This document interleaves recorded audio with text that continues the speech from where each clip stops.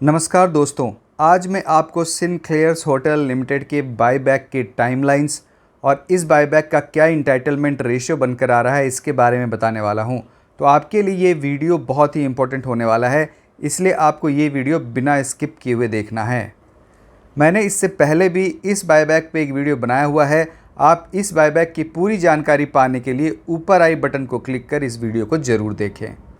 इस बायबैक में company 7 lakh fully paid up equity shares की बायबैक करने वाली है और इस बायबैक का प्राइस 143 रुपये पर इक्विटी शेयर रखा गया है।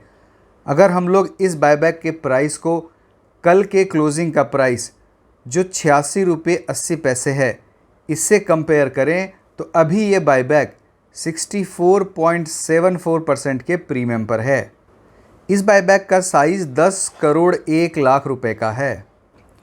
इस बायबैक की रिकॉर्ड डेट 13 मई 2022 थी। ये बायबैक 3 जून 2022 को ओपन होगा और ये बायबैक 16 जून 2022 को क्लोज़ हो जाएगा। तो आप इस बायबैक में ऑनलाइन 16 जून 2022 तक अपने शेयर्स को टेंडर कर सकते हैं।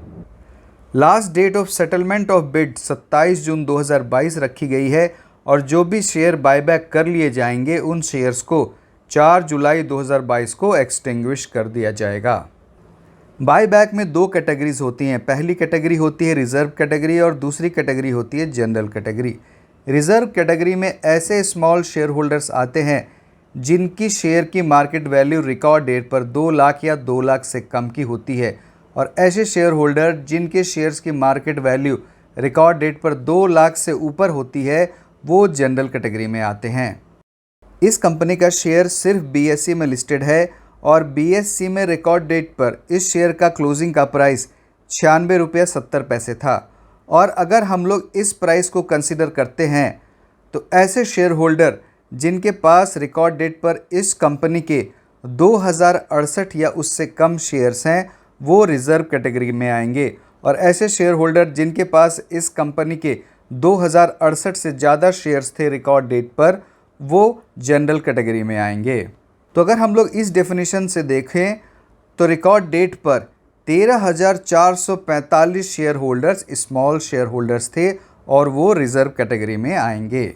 बायबैक में जितने भी नंबर ऑफ इक्विटी शेयर्स की बायबैक करनी है उसका 15% स्मॉल शेयर होल्डर्स के लिए रिज़र्व होता है। इस बायबैक में 7 लाख इक्विटी शेयर्स की बायबैक करनी है तो 7 लाख का 15% मतलब 1,05,000 equity shares small share holders के लिए रिज़र्व होगा और वो रिज़र्व कैटेगरी में आएंगे।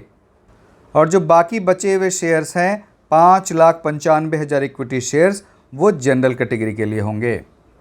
अगर हम लोग इस बायबैक में सारे आउटस्टैंडिंग इक्विटी शेयर्स को कंसीडर कर लेते हैं, इसका मतलब अगर सारे शेयर होल्डर इंटाइटलमेंट रेशियो के हिसाब से सारे इक्विटी शेयर्स को टेंडर कर लेते हैं और जो टेंडर किए हुए इक्विटी शेयर हैं उनमें से सारे शेयर्स को कंपनी एक्सेप्ट भी कर लेती है तो जो रिज़र्व कैटेगरी के लिए टेंटेटिव इंटाइटलमेंट रेशियो बनकर आ रहा है वो है 1:23।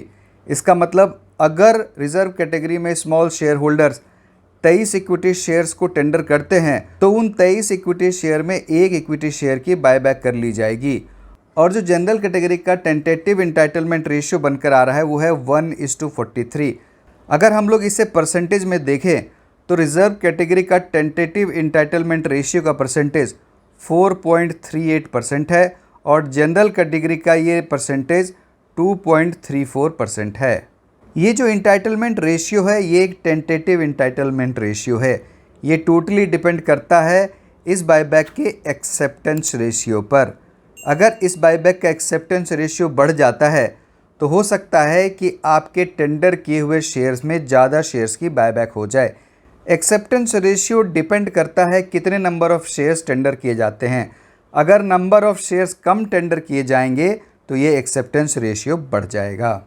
यहाँ फ्रैक्शनल इंटाइटलमेंट को कंसिडर नहीं किया जाएगा और अगर आपके पास इस कंपनी के 22 या 22 से कम इक्विटी शेयर हैं तो आपको जीरो इंटाइटलमेंट के टेंडर फॉर्म को डिस्पैच कर दिया जाएगा। लेकिन हाँ, आप अपने एडिशनल शेयर्स के लिए टेंडर कर सकते हैं और कंपनी आपको एक शेयर्स की बायबैक की प्रेफरेंस देगी।